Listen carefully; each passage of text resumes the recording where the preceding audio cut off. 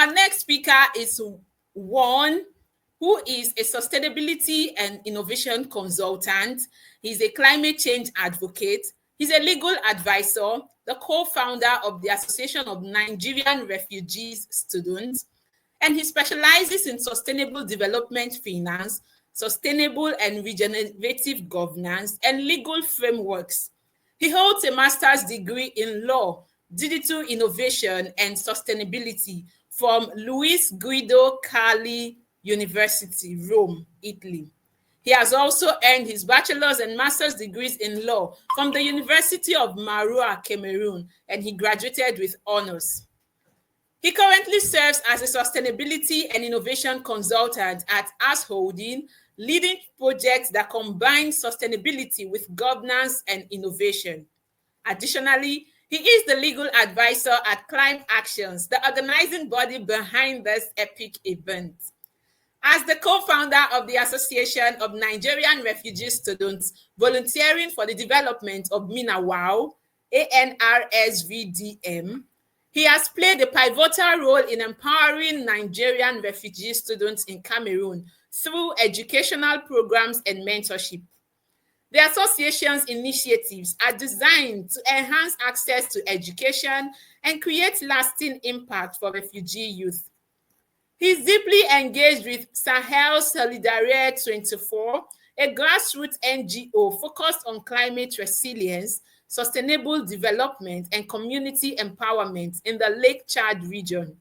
He plays a crucial role in designing impactful projects.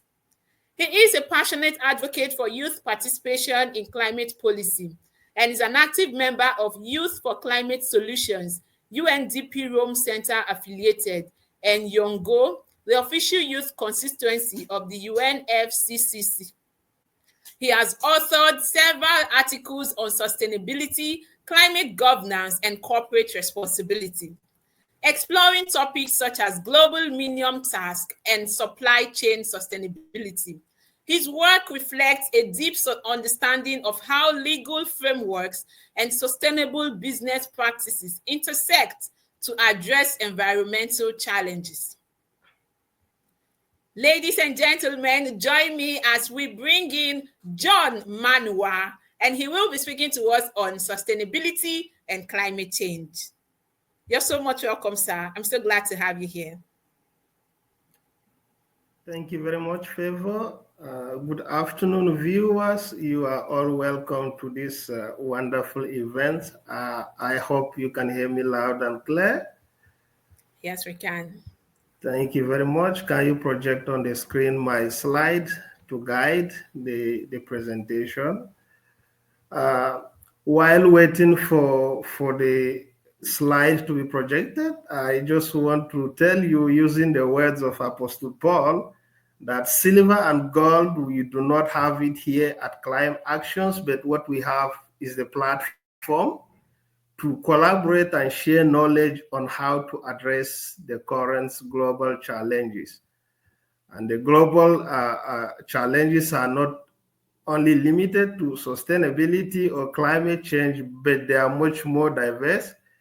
But we hope, as we are going to program for the next events, we are as well going to address each and every of those problems. So what we do here is contribution. As people, we want to contribute the solution to address those problems.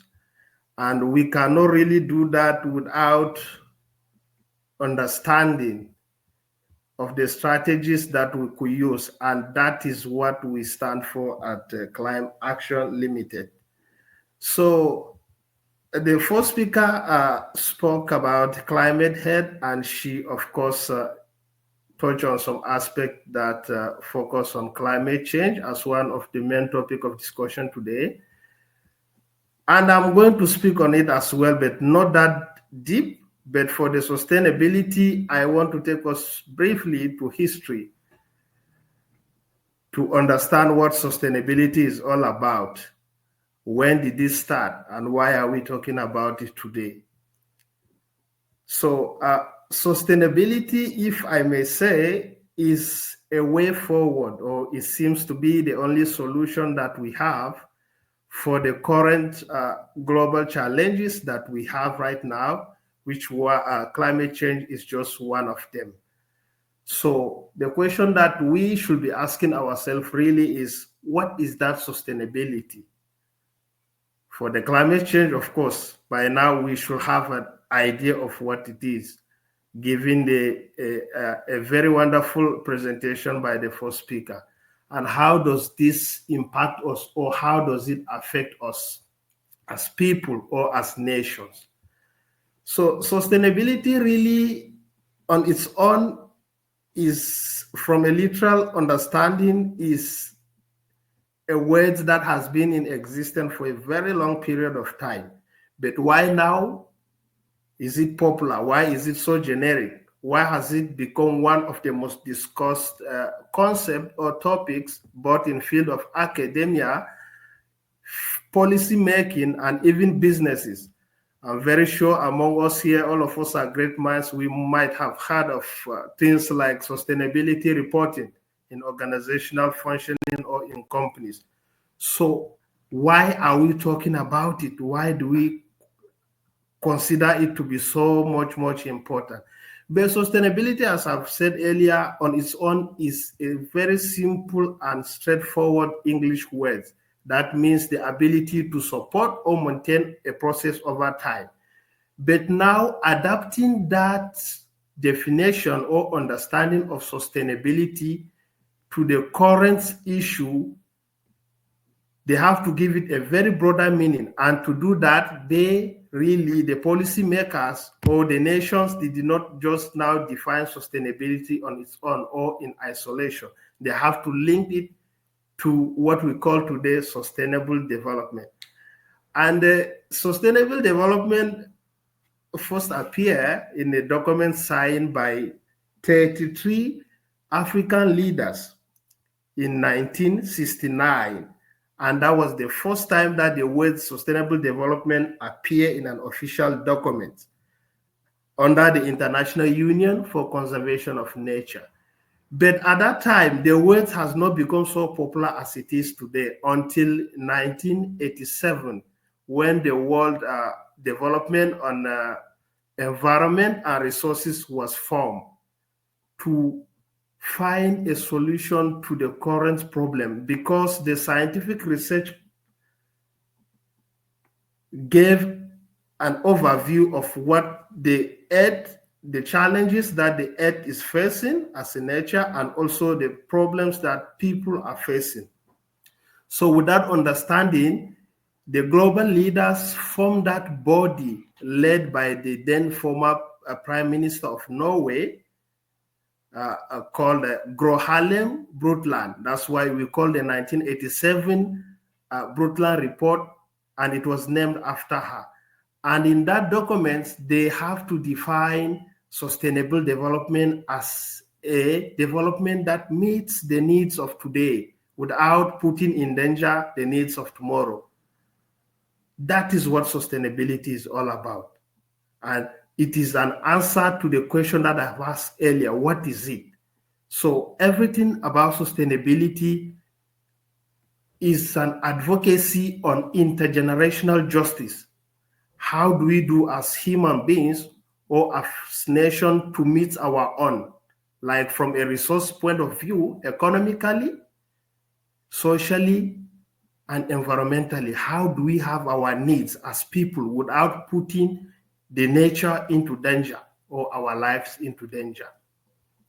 So the word sustainable development kept evolving until 2015, when the United Nations also came up with a report titled The Future We Want. And in that report, the Commission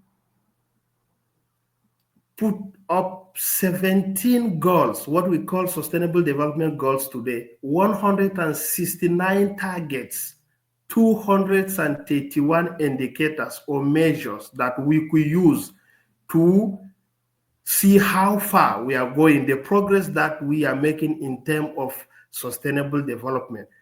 And if you are opportune to see the 17 goals, the 169 targets put in place by the Commission, you will discover that all those targets and goals fall under the 3 dimension or 3 pillar of sustainability. So it could be economic dimension, social or environmental one. That's why the sustainable development goals were put in order: no poverty, zero hunger, climate change, renewable energy, and many more of them. Because those are the things that we need to be careful about. And once we are able to meet those targets, then it is a way out of the problem, which climate change is just one of them. So sustainable development is now the most discussed concept or topic because it is the only way out of the problem. And some of the problems were mentioned earlier by the first speaker who spoke on climate health.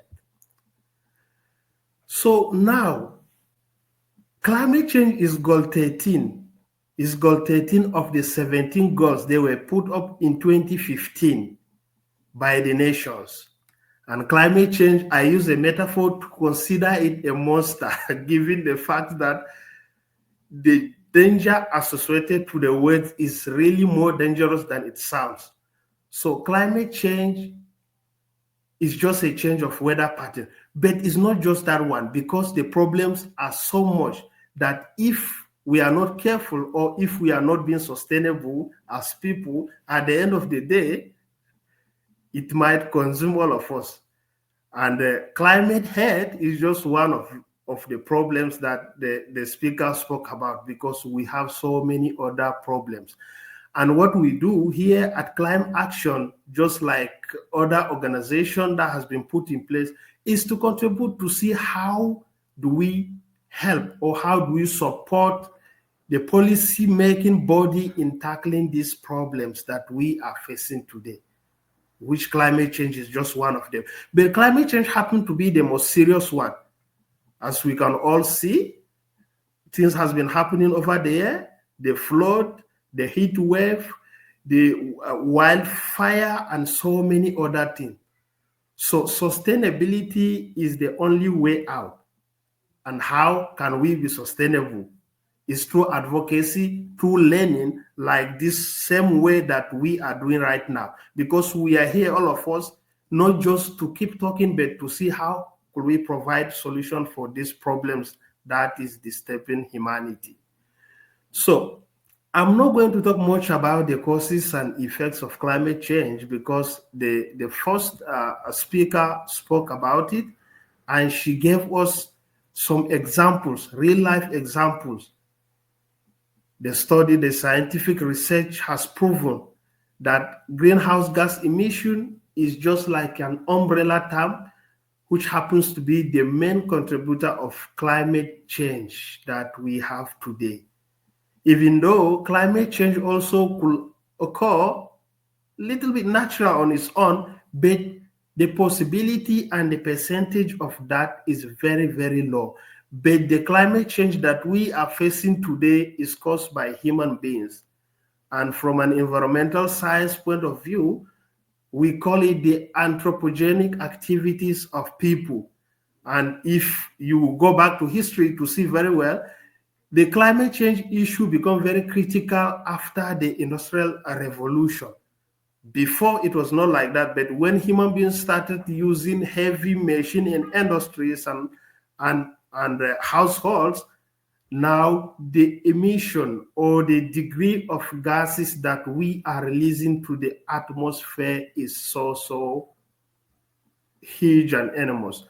So greenhouse gas emission is just an umbrella term, because the other fossil combustion, the urbanization activity, and the waste production all fall under that. And another thing that we might relate with is the issue of deforestation, the unnecessary destruction of forest or ecosystem is another contribution or causes of climate change. And why we can't talk about causes without seeing the effects. Now, with all these causes, what are the outcomes of this climate issue? one of it is a global temperature. Over the years, we have experienced a change of weather where the degree of temperature has risen very high. And if you look at the effects really do not operate in isolation because they operate in an ecosystem.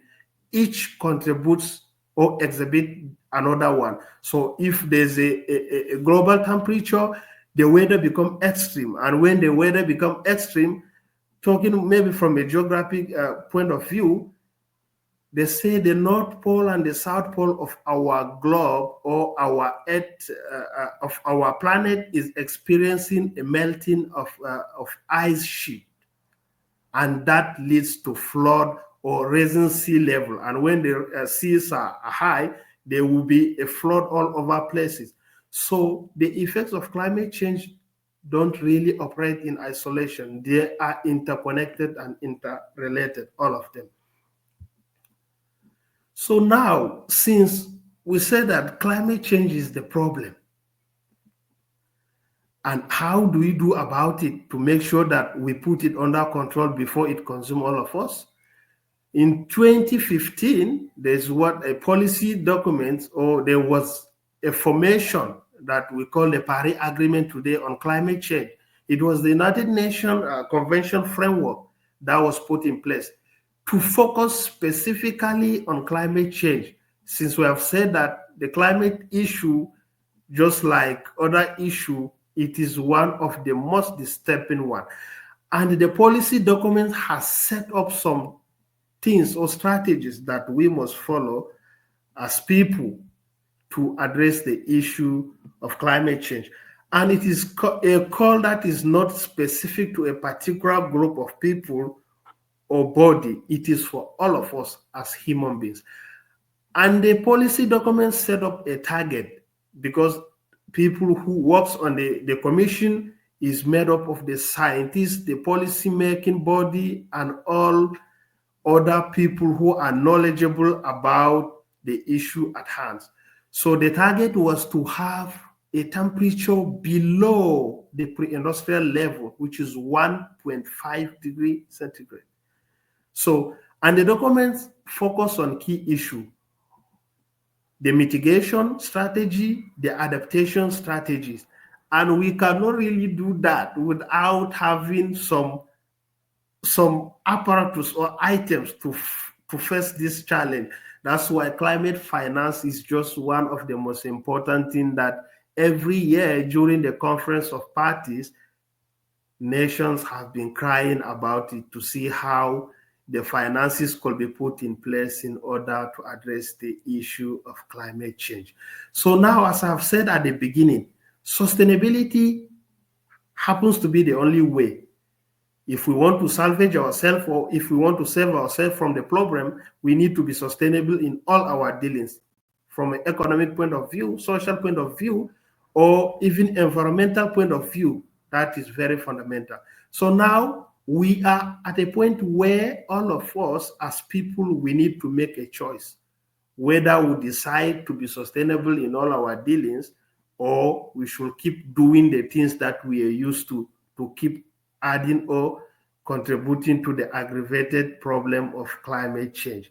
So at Climate Action, which of course we consider ourselves to be the advocate of solution, we are looking forward.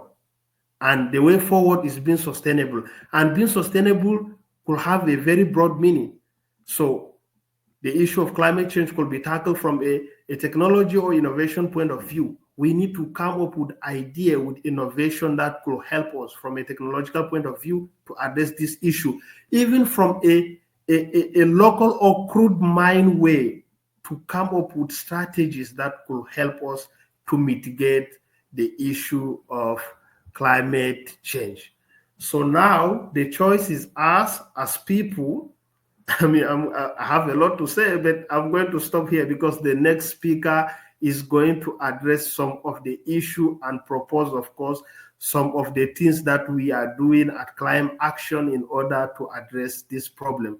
So now we as people need to do the right thing in order to ensure that the problem of climate change and other issues that is facing us today as humanity did not consume us, and also to make sure that the generation to come after us will meet the shape of our planet Earth in a very good state, and also to be able to live their own life for the duration of time that they are going to be here. So thank you all for listening. I'm going to stop here. Should you have any question, you can write in the comment section and I'm going to attend to it after the presentation.